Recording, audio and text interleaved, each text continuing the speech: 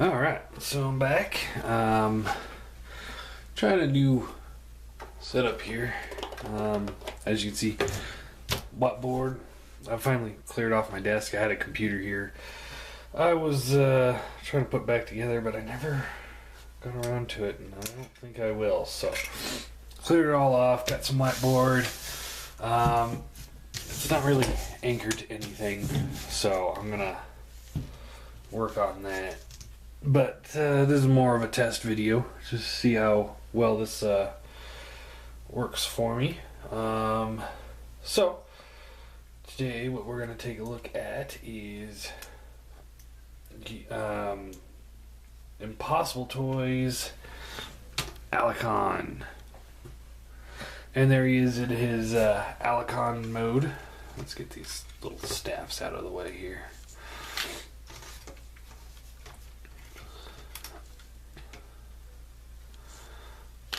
Set those off to the side, and yeah, pretty cool looking.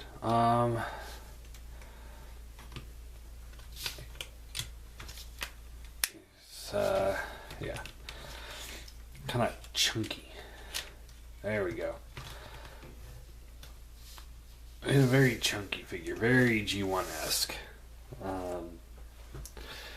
His head kind of goes up and down a little bit, but that's more for transformation. The mouth opens and closes. Pretty cool. Shoulders are on swivels, and it has a hinge, and a swivel above the elbow, hinged elbow, and the wrist swivels. And then the back leg is on a double hinge. Swivel, bends at the knee. And he's got a tiny little bit of backwards heel tilt there. Over here, his tail has 1, 2, 3, 4, 5, 6 hinges to it. So good range of motion on the tail. Pretty much goes wherever you need to go, except for any further down, without feeling like you're gonna break something. So yeah, he's pretty cool looking. Plastic feels pretty decent. Not quite Hasbro quality, but it's all right. So let me show off real quick. Size comparison. Here he is next to the Seeker mold.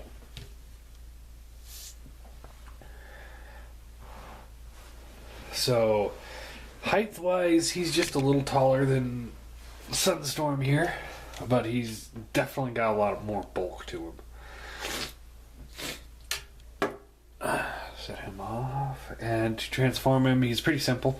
You want to pull the side panels here up, rotate the arms down, these fold in like so, rotate the chest out like that, and then you want to fold the legs down. These just slide together, peg together right in the middle. You could actually slide them off to either side if you wanted to, but I don't know why you would. Rotate the head up and the chest comes down. Technically you're supposed to pull this piece out and leave it like that, but I don't like the look of that. And then pull the hands out, and there's just a little grabber on the back there. You just kind of grab it and rotate it down, extend it down, maybe. Come on. There we go. And that's pretty much all there is to him. You take his little spear, little melee weapons for his beast mode. Take these off. Oh, I forgot one thing. Open up his mouth here, and in the back, this little piece comes out. Let's close this all back up.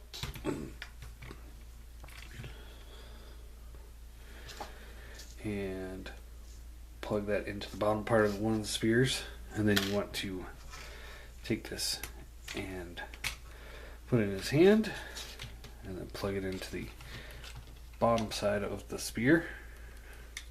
So now he's got one big spear rather than two little ones.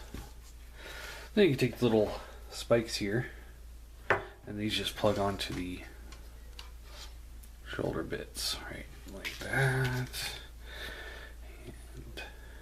Like that. And that's pretty much all there is to him. He's not the most complicated of figures. You'll be able to figure it out without instructions, to be honest. Let's see. Posability, his head it's on a swivel. A little bit of an up and down to it, but there's also the hinge in there for transformation, so get a pretty good range of motion there. Arm goes up and down, in and out. There's a swivel right here, and then a bend at the elbow. Nothing at the hands. I really like these elbow joints. I mean, because the way it's designed, it looks like it's just one piece. It's not just like a hinge. Like, even the knees are kind of like that. So there's no gap that's left open when you're moving it. Nothing at the waist aside from that. He's got a double hinge hip, swivels above the knee, and he's got this weird thing. I don't even know how to explain it. It just, yeah. And then the foot can kind of come down, and like I said, it just has a little up and down. So yeah, there he is. Pretty cool looking. Again, here's the size comparison. So he's definitely bigger than a deluxe. He's more in the Voyager scale. Let me grab a Voyager real quick.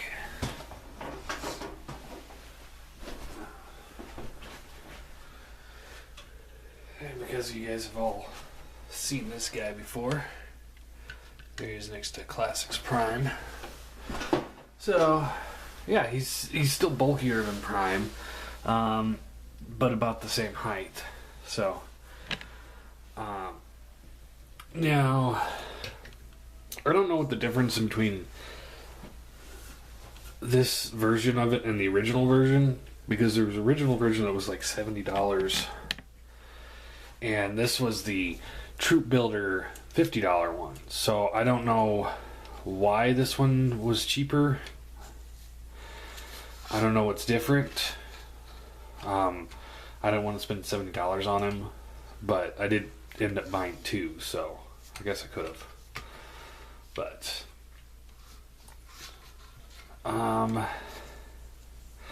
this is where, Impossible Toys, they're trying to be more than what they were. And what they were really, what they were really good at was building the quintessons. And it's cool that they gave us an Alicon to go with the quintessons, but now that they're out of business, we don't get the Sharkticons to go with it. So they're trying to do something they weren't designed to do. So, and this, from what I hear, the RC that they made was just horrible. But this one, it's not bad. I'm not going to say run out and buy it right now. It's a pretty solid figure. I'd probably give him a 6 out of 10. Something about it just doesn't sit right with me. You know, maybe it's the lack of things locking in very well.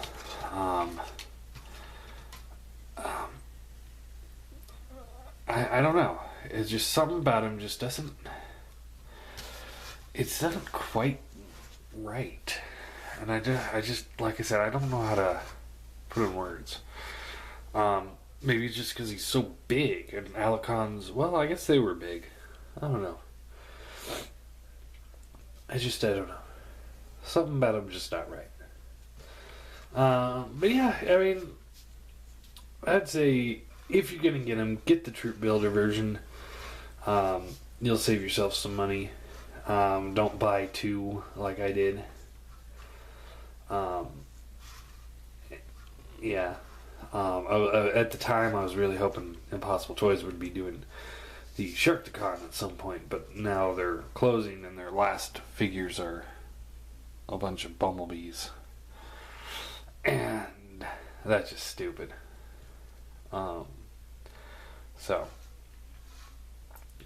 yeah, that is the Alicon by Impossible Toys. I'm losing my enthusiasm with this guy the longer I talk. Alright, question of the day. What do you guys think of Impossible Toys closing?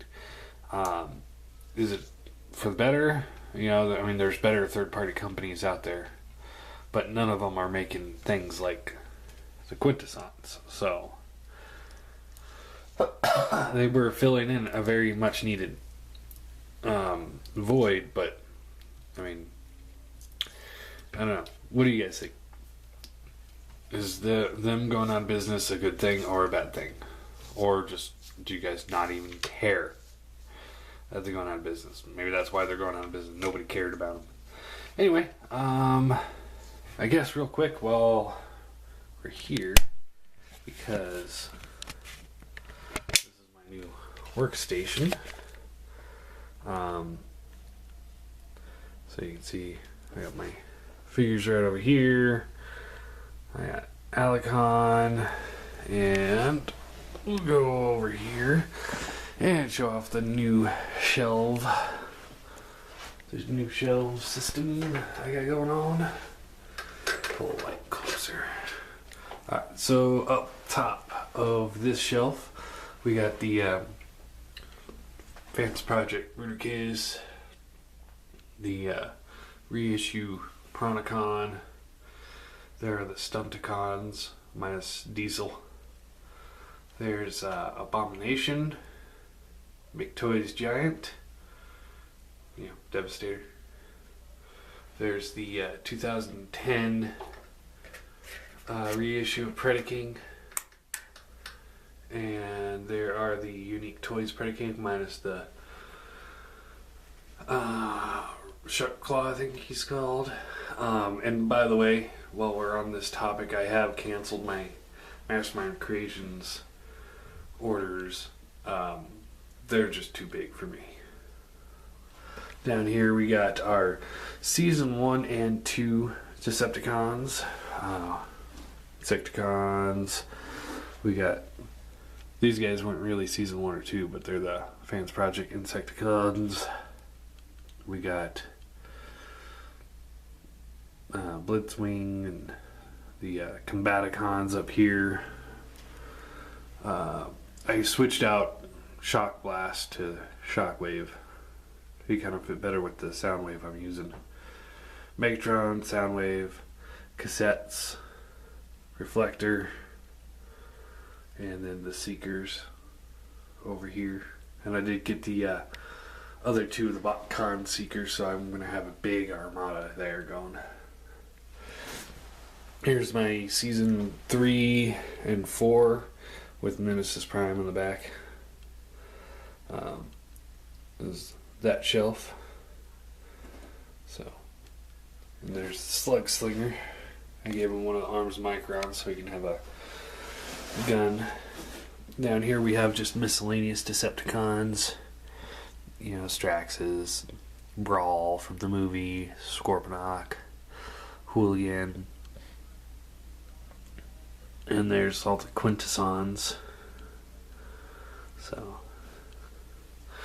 now, Unique Toys is making a Sharkticon, and so is iGear. So we'll have some options on Sharkticons. I might end up getting both because I'm really liking iGear at the moment again. Up top here we got Platinum Omega Supreme. I don't have any Autobot Confiders yet because I really don't like the Superion by TFC Toys. Here we got just Autobots, and you can see how the Patrol Specialist works just really well for Ironhide. Let me move this light here. There we go. We got Prowl. Optimus usually stands right here. Grimlock in the back. And here we have the rest. Assaulter, Ultra Magnus, Rodimus, these two Wreckers. I'm selling the other 5. I was going to do a giveaway, but I'm really out of money. But yeah, there is those guys. Again, there's the workstation. We got over here, we've got tools in that little box there. And down underneath we got paints and stickers. So we got all sorts of goodies for Transformer reviews. I am planning on fixing this down onto the desk, and then probably putting another piece against the wall here and on here, so it's all one big cube. I figure it's about time to start getting a little bit more professional with the reviews. But as professional as they look, I'm still psycho. So yeah, there's Alicon, the room. Oh, I forgot to show these guys off at all.